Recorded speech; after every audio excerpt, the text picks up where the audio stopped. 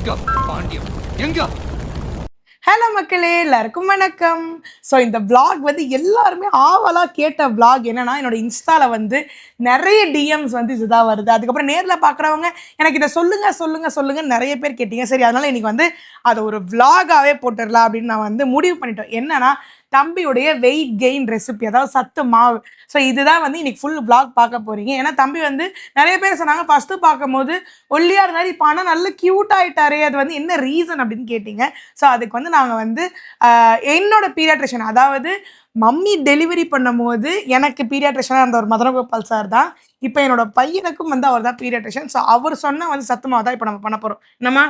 ஆமாம், எங்கிட்டையும் நிறைய பேர் கேட்குறாங்க தம்பியோட அந்த வளர்ச்சி எப்படி இருக்குல்ல, அதுக்கு என்ன பண்ணுறீங்கன்னு. நாங்கள் ரெகுலர் சத்து மாவு தான் கொடுக்குறோன்னு ஒரு நாள் அதோட அந்த இதெல்லாம் போடுங்க அப்படின்னாங்க. பாப்பாட்ட சொல்லியிருந்தேன். சரி, இன்னைக்கு அதுக்கான டைம் வந்தது.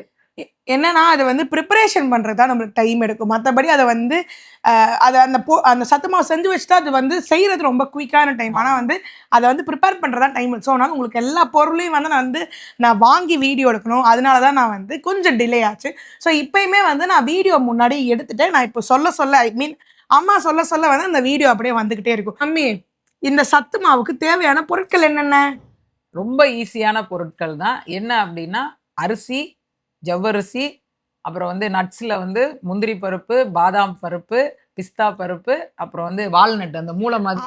வால்நட், அது மூளைக்கு ரொம்ப நல்லது, அதனால வால்நட்டு, அதுக்கப்புறம் வேர்க்கடலை, அப்புறம் பொட்டுக்கடலை மீன்ஸ் உடச்ச கடலை. வந்து அவங்க ஊருக்கு தகுந்தாப்புல பேர் எப்படி மாறுதுன்னு எங்களுக்கு தெரியாது. ஆமா, பொட்டுக்கடலை, அதுக்கப்புறம் கொஞ்சோண்டு ஓமம், அதுக்கப்புறம் மக்கானா, உருண்டையா இருக்குமே தாமரை விதை, மக்கானா.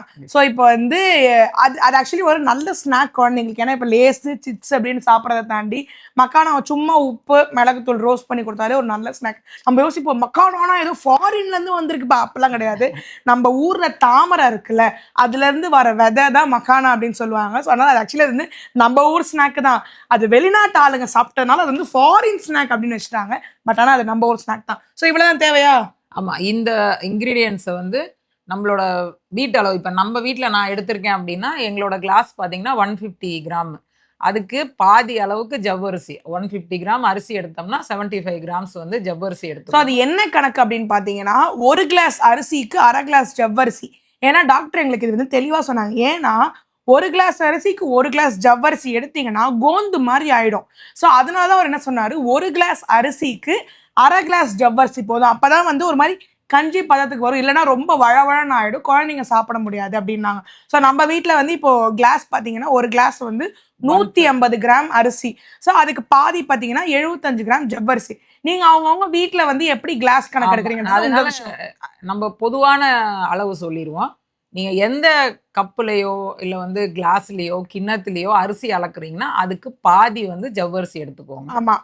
அதுக்கப்புறம் பாதாம் ஒரு 5, முந்திரி பருப்பு ஒரு 5, அப்புறம் வந்து பிஸ்தா ஒரு 5, வால்நட் ஒரு 4 போட்டுக்கலாம். ஆமாம். அதுக்கப்புறம் வேர்க்கடலை ஒரு கைப்பிடி, பொட்டுக்கடலை ஒரு கைப்பிடி, மக்கானாமும் ஒரு கைப்பிடி அளவு. ஏன்னா அது ரொம்ப இதாக இருக்கும், வெயிட்லெஸ்ஸாக இருக்கும். நம்ம கிராம் கணக்குன்னா கொஞ்சம் நிறைய பண்ணும்போது கிராம் கணக்கு எடுத்துக்கலாம். இது நம்ம வீட்டு அளவுக்கு செய்கிறது, வீட்டு இருக்கிற அளவு செய்கிறதுனால ஒரு கைப்பிடி மக்கானா, அதுக்கப்புறம் கொஞ்சமாக ஒரு 1 இல்லைன்னா 2 பிஞ்ச் ஓமம். இது மட்டும்தான் நம்மளுக்கு தேவையான பொருட்கள். இதை எப்படி செய்முறை அப்படின்னா, அடிகனமான வடச்சட்டியோ இல்லை வந்து பாத்திரமா வச்சுக்கோங்க. எதுக்கு அடிகனம் அப்படின்னா, தீ வந்து நம்மளுக்கு ஈவனாக ஸ்ப்ரெட் ஆகும்.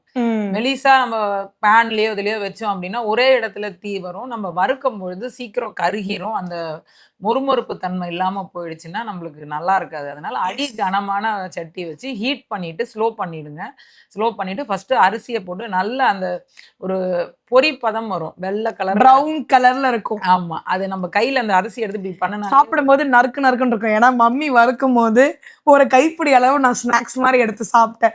ஸோ அதனால வந்து அந்த ஸ்டேஜ் வரைக்கும் நல்ல அரிசியை வரல அதை வறுத்துக்கணும். வறுத்துட்டு அதை ஒரு தட்டில் வச்சுக்கணும். அதுக்கப்புறம் ஜவ்வரிசியை போட்டு ஜவ்வரிசியும் வறுக்கணும். ஜவ்வரிசி வறுக்கும் பொழுது நம்மளுக்கு அதோட அந்த வறுபட்டுருச்சான்னு தெரியாது. ஏன்னா அது ஆயில் ஊற்றுனா மட்டும்தான் பொரியும். பட் நம்ம ஆயிலே எதுவுமே ஆட் பண்ண மாட்டேன் எனக்கு குழந்தைக்கு கொடுக்கறதுனால. அதனால் அதை அப்பப்போ நம்ம தொட்டு பார்க்கும்பொழுது ஒரு மாதிரி மொறுன்ற பதம் வர வரைக்கும் அதையும் அதே மாதிரி வறுத்துட்டு அதையும் வச்சுட்டு அதுக்கப்புறம் நட்ஸு நல்லா தனியாக வறுத்துக்கணும்.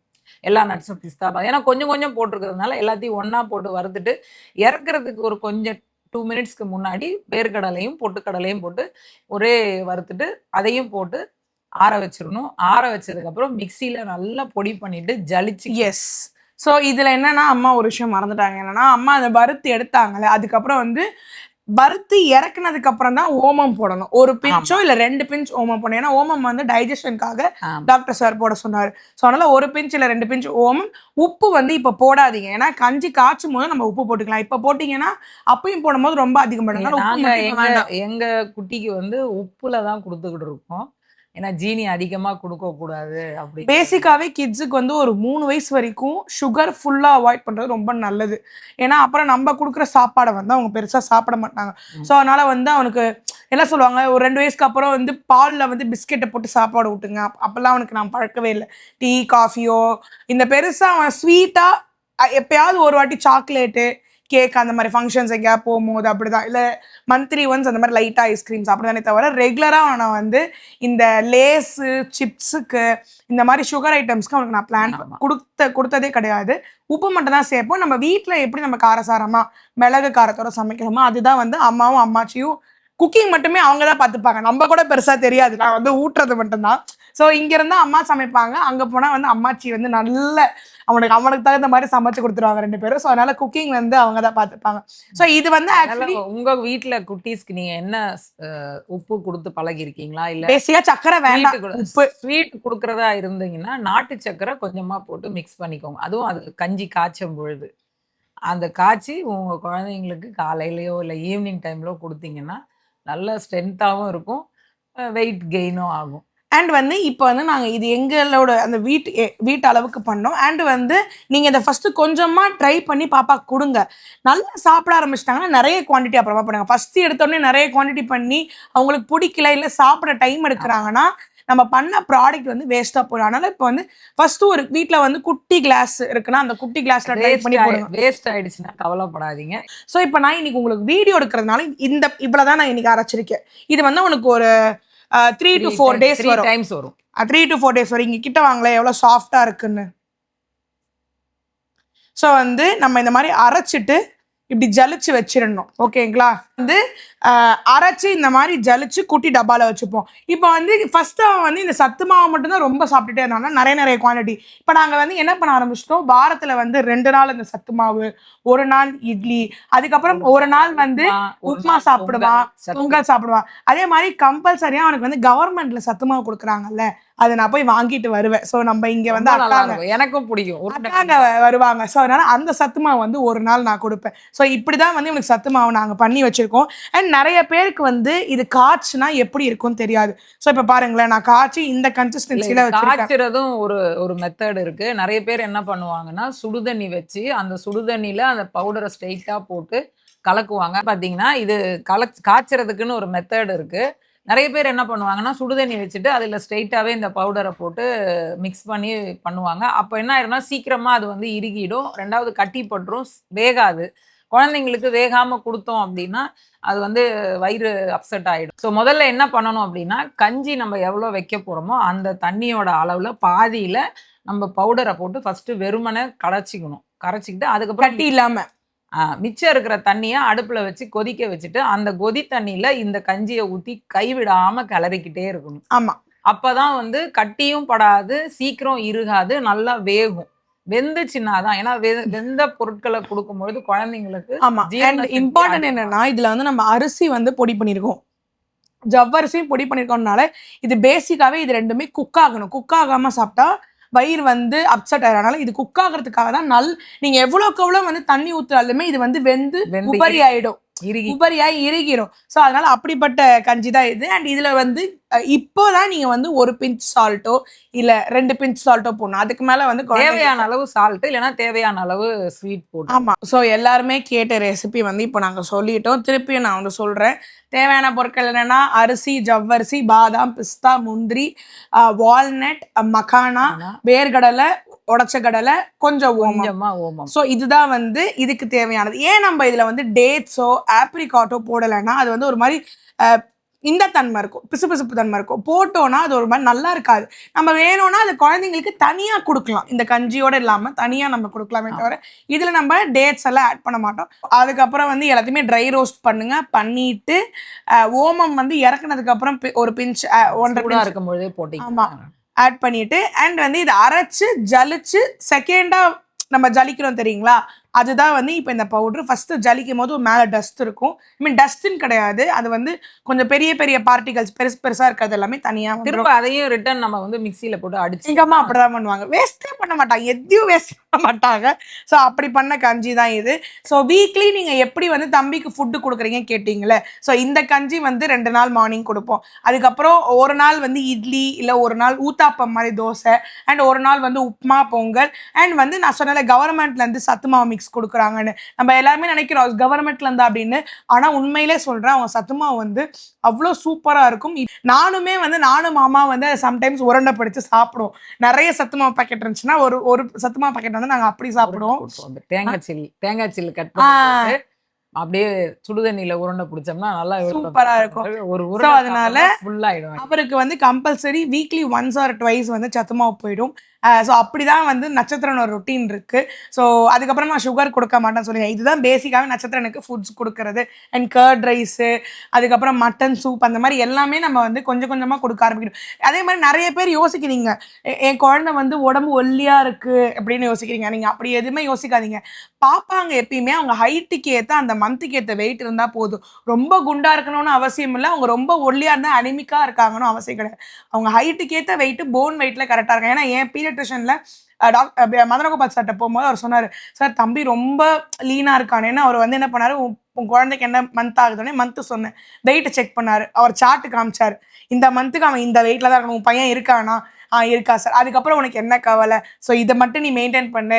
ஸோ என் பையன் வந்து ரொம்ப ஒல்லியா இருக்கான்னு ரொம்ப திணிச்சும் ஊட்டாதீங்க, அதுக்கப்புறம் ரொம்ப குண்டா இருக்கான்னு சாப்பாடு கொடுக்காம விட்டுறாதீங்க. அந்தந்த மந்த்துக்கு தகுந்தாப்புல குழந்தைங்க இருக்காங்களா அதே போதுன்னு சொல்லுவாங்க. ஸோ நிறைய பேர் என்கிட்ட கேட்குறீங்க, என் பையன் வந்து ஒல்லியா இருக்கான் குண்டா, இந்த சத்துமாவை கொடுங்க.